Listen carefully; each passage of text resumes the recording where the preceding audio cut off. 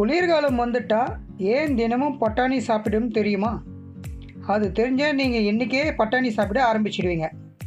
அதை பற்றி தான் இப்போ பார்க்க போகிறோம். அதுக்கு முன்னாடி எங்கள் சேனலை சப்ஸ்கிரைப் பண்ணாதவங்க மறக்காமல் சப்ஸ்கிரைப் பண்ணிவிடுங்க.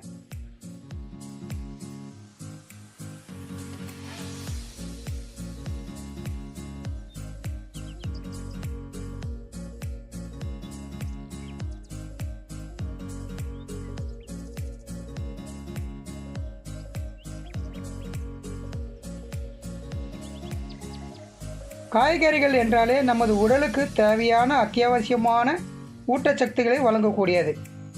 அதிலும் பச்சை பட்டாணியில் அதிக அளவு ஸ்டார்ச், அதாவது கார்போஹைட்ரேட் அதிக அளவில் உள்ளது. இது கலோரிகள் குறைந்த ஒன்று என்றாலும் இதில் நார்ச்சத்து, புரோட்டீன், விட்டமின் ஏ மற்றும் விட்டமின் கே போன்ற ஊட்டச்சத்துக்கள் அடங்கியுள்ளன. அடுத்து பசியை நன்றாக தீர்க்கும். இதன் அதிகமான நார்ச்சத்து மற்றும் புரோட்டீன் நமக்கு வயிறு நிறைந்த திருப்தியை கொடுக்கிறது. பசி மற்றும் உடல் எடை இழப்பிற்கு உதவுகிறது. நல்ல ஜீரணத்தை மெதுவாக்கி பசியை போக்குகிறது. அடுத்து இதய ஆரோக்கியம். மக்னீசியம், பொட்டாசியம் மற்றும் கால்சியம் போன்ற ஊட்டச்சத்துக்கள் இதில் அடங்கியுள்ளன.